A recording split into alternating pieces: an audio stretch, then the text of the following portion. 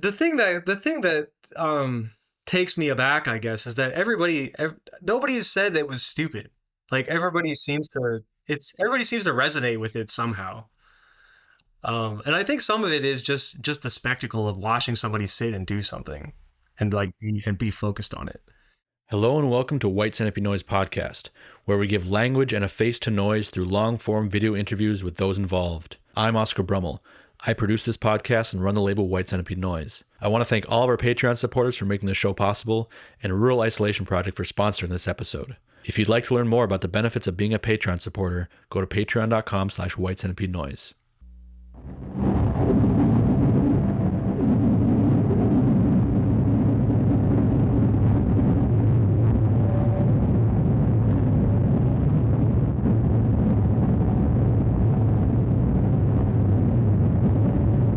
Today, my guest is Harrison Phillis of the project Systems. He also runs the label Necessary Fixation and is known for his harsh noise wall project Lost Graves. His work focuses heavily on texture, processing, and process, often based around uninterrupted source recordings of specific physical acts that become the release object themselves. You can support his work at systemsnoise.bandcamp.com or by emailing him direct at shrouded.in.antiquity@proton.me. Harrison shared a bonus track from the tape Disaggregate called Disarticulate that you can download now on Patreon. This is part 1 of the episode with Harrison.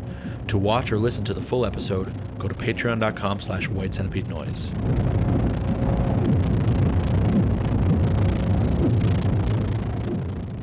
All right, hello Harrison. Welcome to White Centipede Noise Podcast. Thanks for having me on. Absolutely. Your work really focuses on great texture. I'm working on kind of like a video essay right now about kind of a hypothesis that harsh noise is essentially percussive. And, I really think that becomes clear more and more so when you get into more like sparse textures. Is that something you have a connection to? Absolutely. I am yet another product of the drums to noise pipeline. I've been playing drums for 16 years now. Okay. I think I've started in school, played in pretty much every band in school that I could possibly play in, and played in metal bands, punk bands.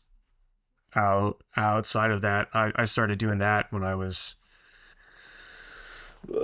15, so it's been a long time of that. And the funny thing about playing drums is that a lot of people already think that drums are not musical, which is ridiculous, of Right. course. But as instruments go, drums are already very textural.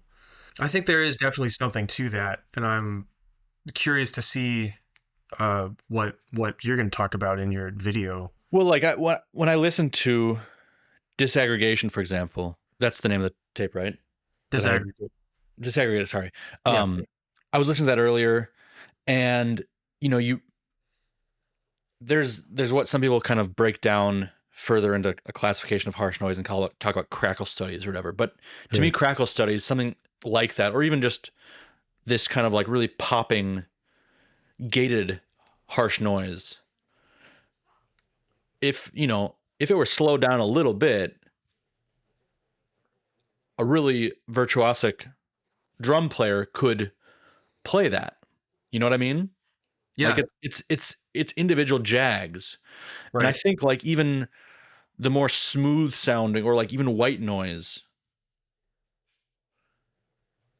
is essentially just a faster I think of it as like being sped up, and our ear can't quite process that it's jags of percussion, but it basically is. Right. Yeah. I think that's absolutely true. I used to joke with some of my close friends that I was trying to make long sounds shorter and short sounds longer with Systems as a project, but recently I think it's been a lot more about making long sounds shorter. But Systems started as a cut up project. Okay. And I got to the point where I wasn't feeling inspired to contribute to that conversation, I guess, just because I thought that I ran out of good ideas as far as cut up goes. It's also really hard to do. You need like specialized gear. Um, there's a lot that goes into planning how that's gonna go. Or for me, that's certainly how it went. And I've also been fascinated with harsh noise wall pretty much like since I found out about noise. Like that was a big part of me getting into it, I guess, because Mhm. it was unfathomable to me that could be an entire genre Yeah. at the time. And I was thinking when I first started out that if I wanted to make good noise, it might start with me trying to figure out how to make one type of noise and make it really compelling before trying to work on like more things like dynamics and stuff like that. So it was trying to understand like what was going on, like what goes into it, and how much nuance that there is, or that there could be. I mean, certainly there isn't always, Right. but Harsh noise wall is an interesting thing that I think I totally relate to it as the ultimate breakdown of the sound. Like you said, it's like one piece extended, and you can really like focus on one piece or texture or type of sound.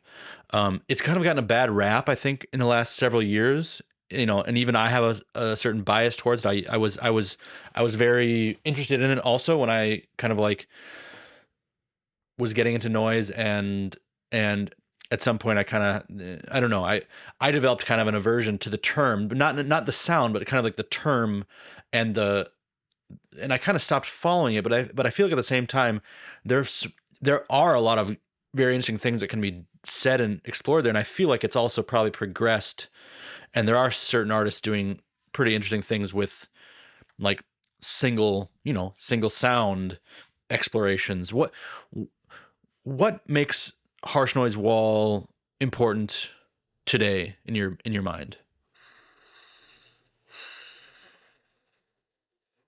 that's a great question. Uh, the, You know, the because I'm sorry to cut you off, but I mean, a lot of people their answer to this is like, okay, Vamir did it. There's nothing more that needs to be said about this thing. But you, that's the problem, is that everybody stopped. Well, not everybody, but most people stop at Vomir, right, which is no discredit to him. Like that isn't his fault that everybody latched on to what he was doing. But the issue is that there could be and there is so much more beyond just that. And like a lot of the stuff that I'm interested in is the like mid to late 2000s, early 2010s, where it isn't just one track, one sound. hmm You know what I mean? Where like there is like some hard cuts in like Richard Ramirez's work, for example, has some of that. Or like right, one track will have multiple different textures, or something will build into something else. right, You know what I mean? And I think we we could use more of that. We could use more of people just trying to approach the sound and less about like whatever approach, or even maybe themes. Like sometimes people get too caught up on themes, right, and less about the noise, which is the most important part. right. And it seemed like for a long time, the Rita, but then also like the Cherry Point, Sewer Election, the compilation Total Slitting of Throats was like Sewer Election, Cherry was it, Mania, the Rita, all these artists that were doing dynamic things, but in kind of a massive wall structure, but then at some point it became like people discussing, oh, this isn't harsh noise wall if it's like if there's any sort of change to it or if there's any sort of development or anything like that. It just seemed like that became a different discussion. And I Yeah. think that's, some people would also say incapacitants are harsh noise wall. I mean, like, and that kind of but I do think that kind of distillation is interesting, and that focusing on like the singularities of the sound, like unlayered or minimally layered, but like really like the minor elements of the sound. Right. Is that something you consciously work with when you're working with systems? Well, tell me about how you like. Tell me about how you record with systems, like what you do with systems. That is another good question.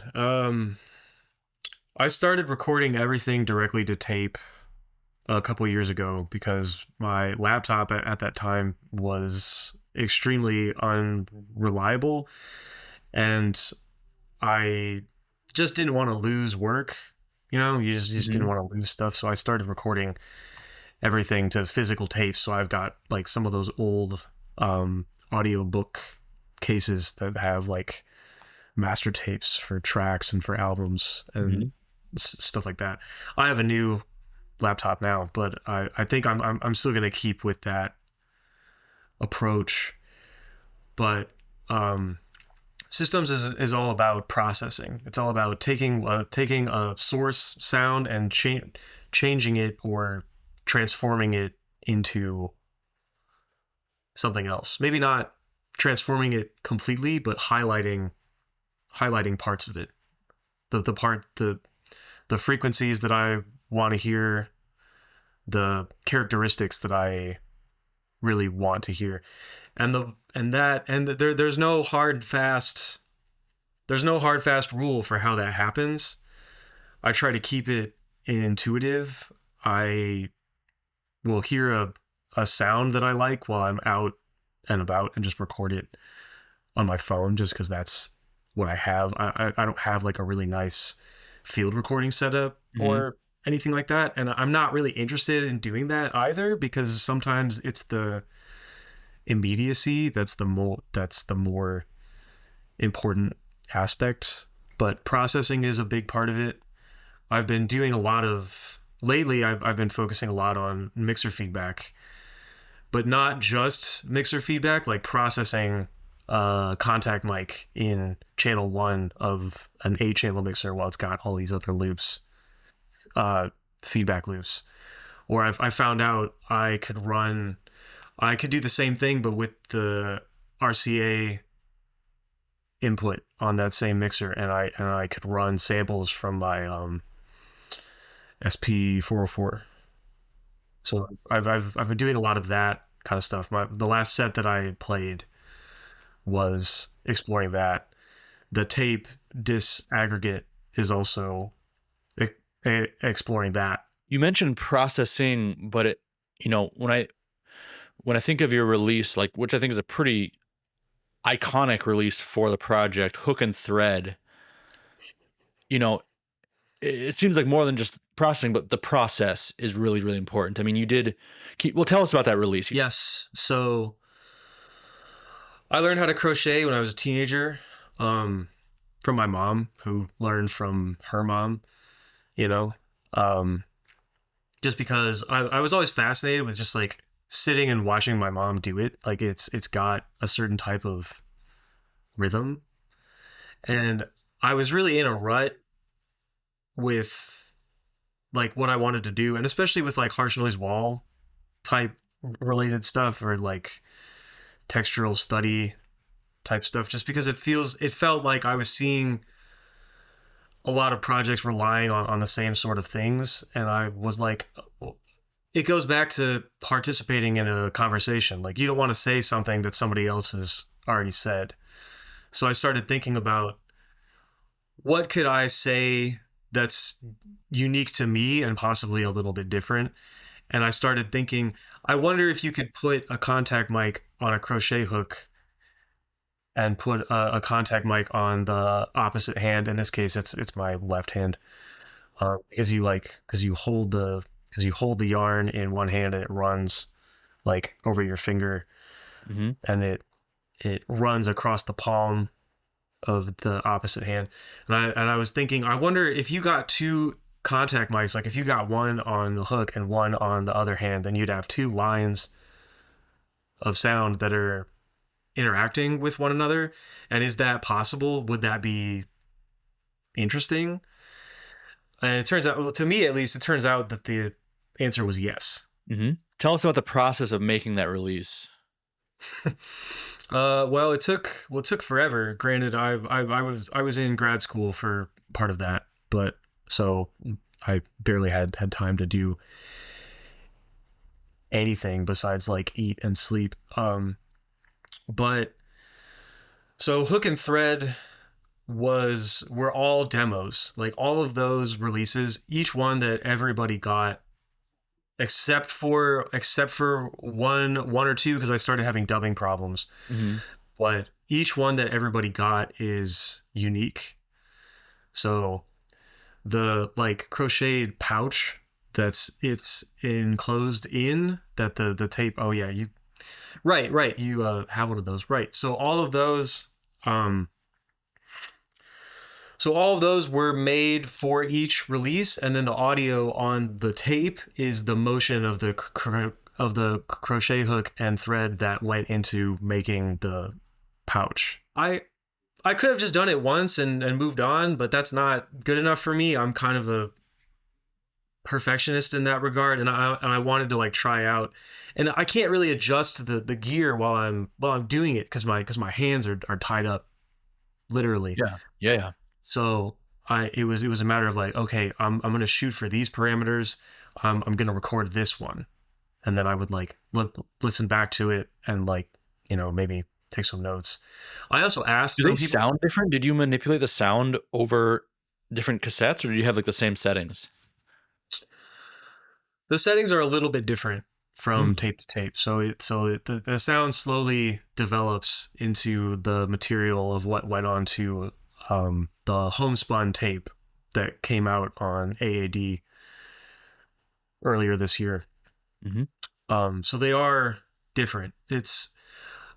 I was thinking of them as iterative, like each one sort of builds on the idea Mm-hmm. of the last one.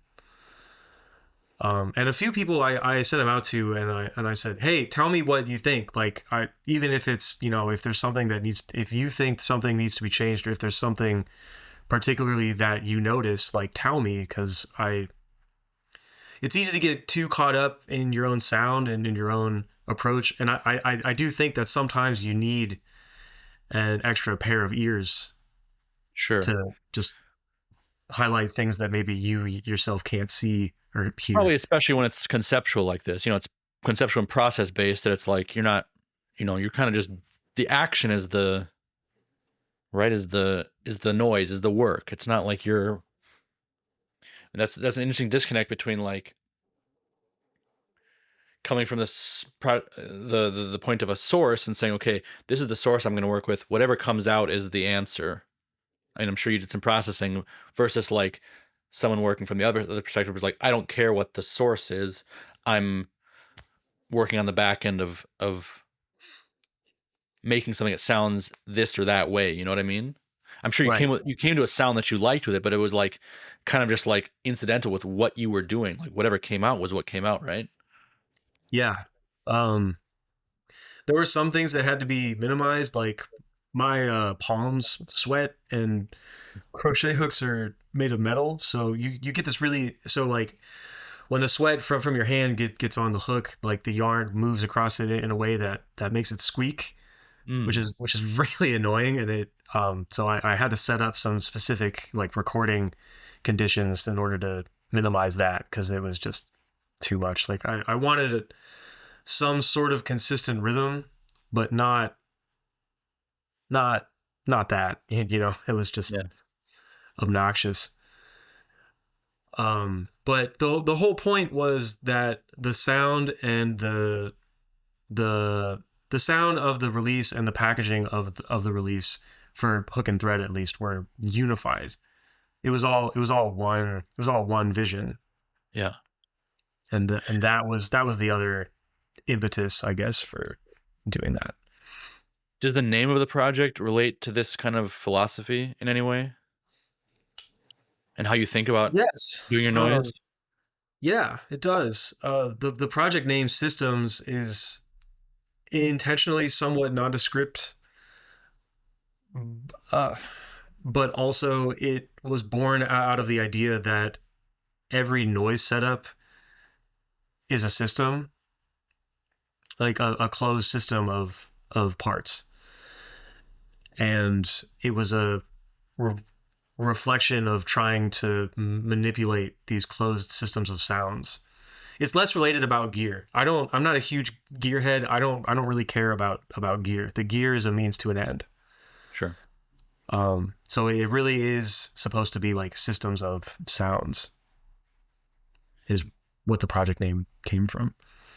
Do you then like I can understand that. Do you then like work within kind of rules then? I mean, I know it's not gear based, but like you have like do you build kind of a set of parameters and then work within that? Or will you like be like, oh, you know what would be cool here? Like cut this out and add something in here just because it sounds nice. I mean, you know what I mean? There's kind of like a different way to look at, I think noise in particular, like there are artists who make their noise, you can tell is like one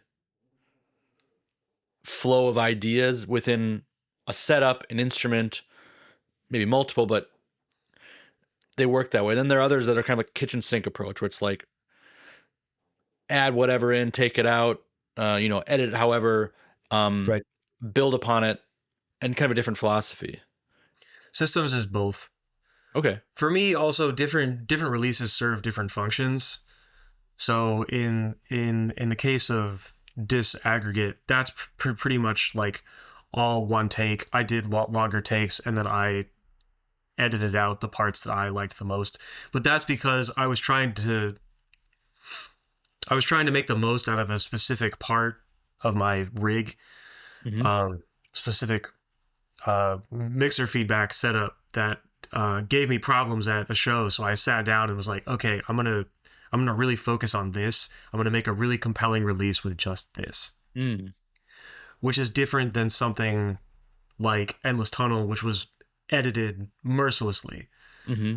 on 4-track. But um, Endless Tunnel, I started recording it at the last half of lockdown in I guess 2021, and that was just because I had been in such a deep rut creatively that I couldn't figure out like how to get. I couldn't figure out what I wanted to make, even though I had agreed to submit something to Veil Tapes, and then I Mm-hmm. like panicked about it for a couple months because I was like, I agreed to do this, but I have no idea what I want to do. So I finally just started doing stuff and just setting up ideas, recording them, keeping things that worked, and then eventually through a intuitive process and a lot of listening, a lot of repeat listening, trying to figure out which of these sounds are going to go together for me to be able to bring about this vision I'm trying to articulate. Mm-hmm. So it's both. There are times where editing is important, and there are times for me when it's entirely intuition, Mm-hmm. if that makes sense. Sure. Endless Tunnel really does sound like an album, I have to say. I mean, I love that release. You know, I obviously reissued it on CD Yeah. after getting it from you, and you had made quite a few copies, and I had heard a lot of people talking about it, and being like, "Oh, this is really, really great." And then I finally got a copy, and was like, "This is really great." And it definitely feels like an album. Whereas, yeah, I mean, something like Disaggregate feels like a system or something like that. As does this one. This is like one. It's like one equation, but it's also very compelling. But it's different. Whereas, It's just more focused. yeah, and Endless Tunnel really feels quite narrative and not edited, but it feels very like, I don't know how to describe it exactly. composed. Yeah, and it was like I said it earlier. It was mercilessly edited, but it was everything was recorded live. You know, like I recorded everything to 4-track, and I would lay down a baseline track, and then I would go back and listen to it, and then I would figure out, okay, I want this other sound to come in here, and then I would record that. So, like punching in. yeah, Yeah. right. So, Endless Tunnel was very much like built. Like I would start with a couple sounds, and then it slowly got built up from there as I developed the sounds and the themes and stuff like that. But I am glad to know that you think it sounds like an album, because that was the point. Was I was like, I'm gonna sit down and I'm gonna make a noise album. Yeah. And just see if I can do it in a way that's compelling for me and compelling for the label who wants to put it out. It was a great release, and I think that's a really good way to approach noise. And the C20 or C10 approach is also important, I think. But I think it's good when I like when an artist has like kind of some satellite releases that seem like kind of more kind of like reductions of certain ideas or experiments or kind of like tests, and then kind of an album type release that kind of puts those things together in some way. Yeah, I think the scene needs both. I don't think one is more important than the other. I think we need all of them. Yeah, I agree. They just serve different functions. Yeah. You use Source from Magnetic Coroner on this one, right? And Yeah, and you've yeah, worked with him. You've collaborated with him, right? On a yeah, tape on Gracious Host. yes. Tell me about working with Weston and how you guys connected. We connected because I found the Magnetic Corner SoundCloud, I think it was, which had some, and he had. I haven't looked at it in a long time, but he had a note on it, or some like text, like describing the project and his vision for the project and how it was about reanimating dead tape. And I like really latched onto that because my project is very similar. Like one of the early ideas I had for the project was that I would start with making these tapes of sound collages, and then every future release would build off of the last release, which was way too ambitious, and I didn't keep up with doing that. But I do have I have those source tapes still, and I am gonna go back and do some more work with those. But I found the Magnetic Corner SoundCloud, and I read through the thing, and I was like, this is amazing. So I, like a complete Punisher, I found him on Instagram, I think, and cold messaged him immediately. He was like, "Hey, I found your project. I love your project. We should do a split." Yeah. And I maybe I sent him my stuff.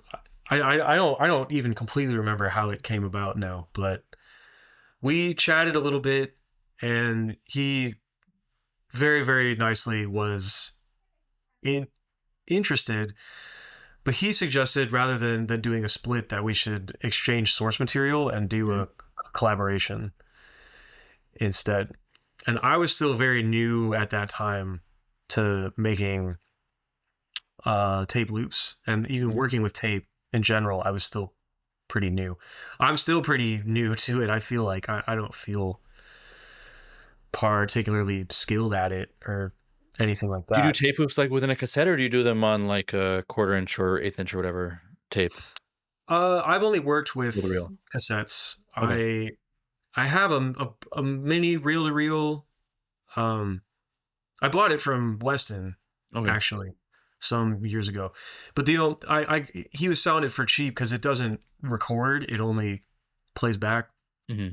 So I haven't had the chance to do very much with reel to reel loops, but I would really like to. Mm-hmm.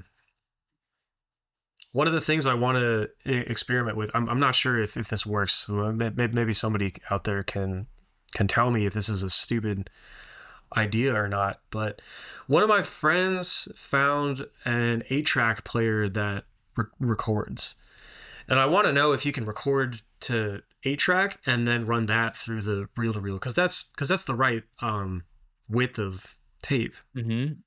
So that's something I'm gonna try as a workaround. It should sound pretty messed up. Cool. But yeah, it's mostly cassette loops, either in a regular cassette player or a 4-track, or just source cassettes. Like, it isn't always a loop. Sometimes it's just a sound processed to a tape, Yeah. and then that gets played back either as is or amplified or through some more effects. There's a 4-way split that came out recently that I haven't gotten yet, but I'm very, very excited about it. Between Slacking, Jute, Systems, and Toanch Dwelling, which are 4 projects that I think are some of the best. I don't know how to classify them, but they're definitely some of the best noise products around right now. And there is some sort of, that split makes a lot of sense to me. I think whoever curated that or put it together saw some really important connections. I mean, very different projects, but what do you think you guys have in common? Well, thank you for saying all that, first of all. What do we have in common? That's a good question. I definitely know what you mean, and I definitely understand, but I'm not sure if I could articulate what that is in this moment. It feels like, I guess maybe it feels like all of us are exploring specific headspaces. Mm-hmm. Like, there's beyond just the sound. Like, I think that's clear through the titles that, like, I use and all those other projects use. Like, they all of them especially have very evocative titles. Like, some of my favorite, like, those are 3 of my favorite projects Right. right now. What? Barrett is the one. So the way that came about was, I was talking to Barrett about doing a split, From Toanch and then Dwelling. yeah, you're right, yeah, thanks. I was talking to him about doing a split, and then at some point he messaged me again and was like, what if we made it a 4-way split and we added Slacking and Jute? And I was like, yeah, okay, great. Like, Yeah. sign me up. That's amazing. And then one thing led to another. It's like a very focused compilation album. It seems like I still haven't heard it. I still haven't heard how all these things fit together. It's based on just the idea, and that it seems like there's certain compilations I can't remember. There's one that came out of, I think, Segerhoof, like a Swedish compilation some years back that was really good, and they built it as a compilation. What's it called, Hogar Nord or something like that.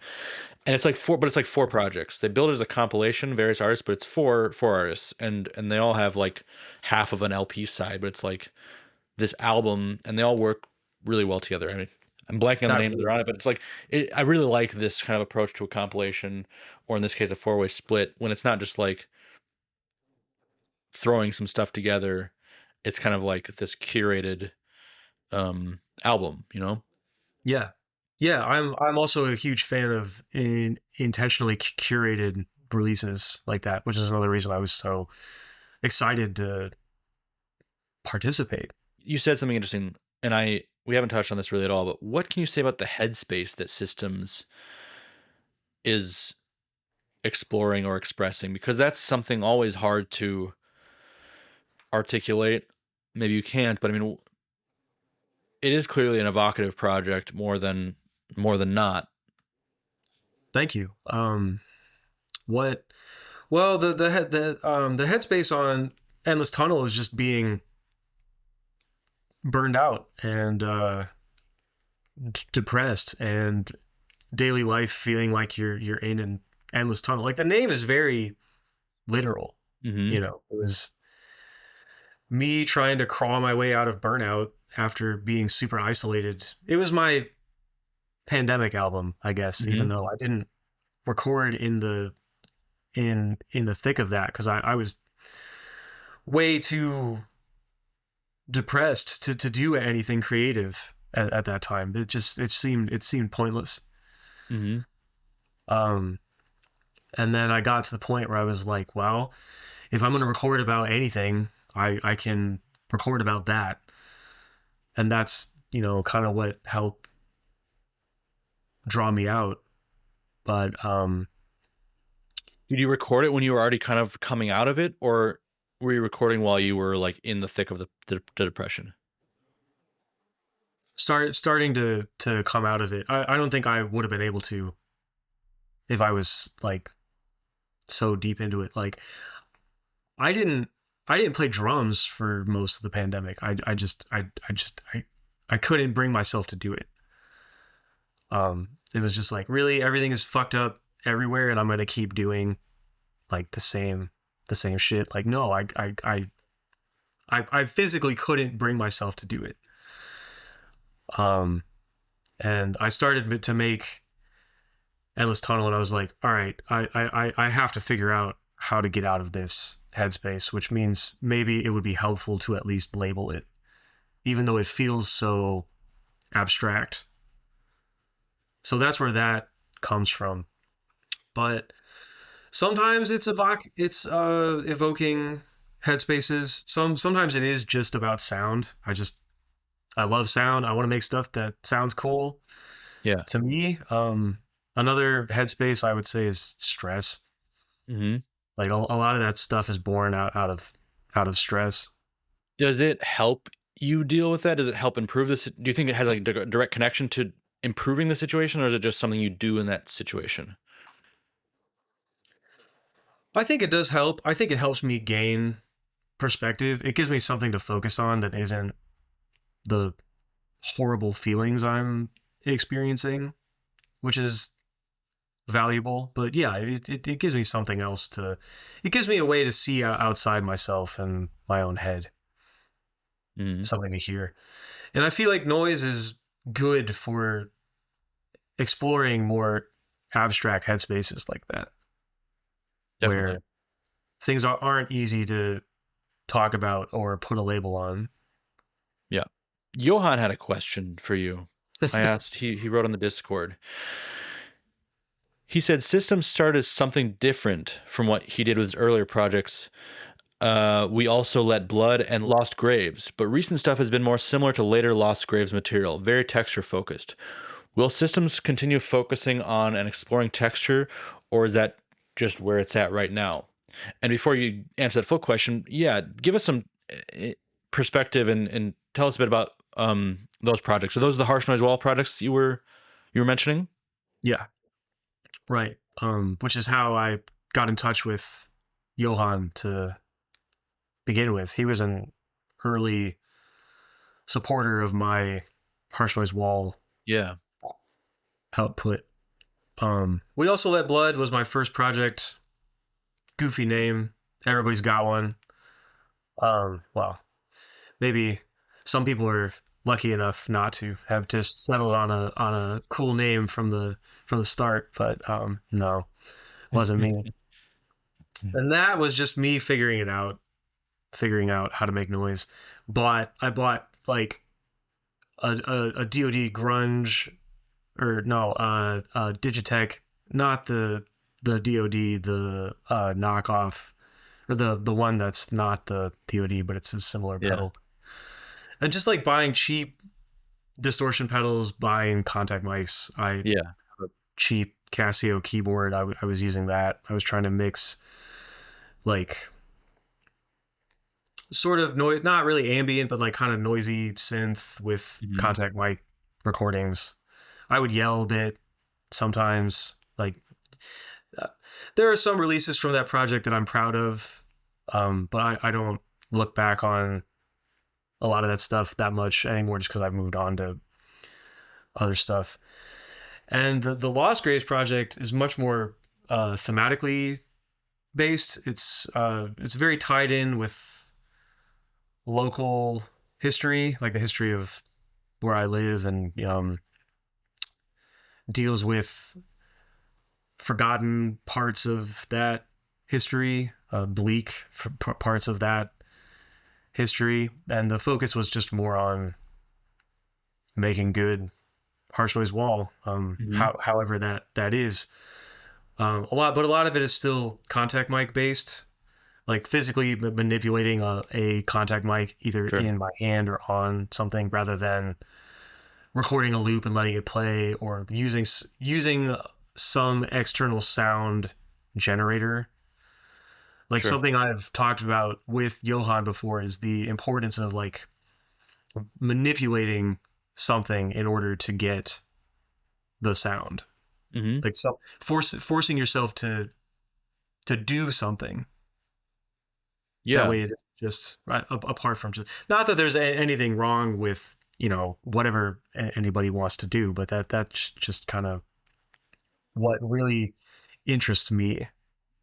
And I do think that's maybe a subtle but really like important thing that kind of separates different artists from each other, is like, you know, how one person plays, you know, how they will play a contact mic, how they will scratch a few things together. You know, it's very simple stuff, but I think those micro movements and that feeling for... This is the end of part 1 of the interview with Harrison. To watch or listen to the full episode, go to patreon.com/White Centipede Noise.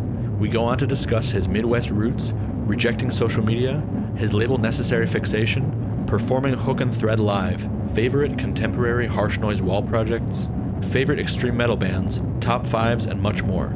Thanks again to our Patreon supporters who make this show possible.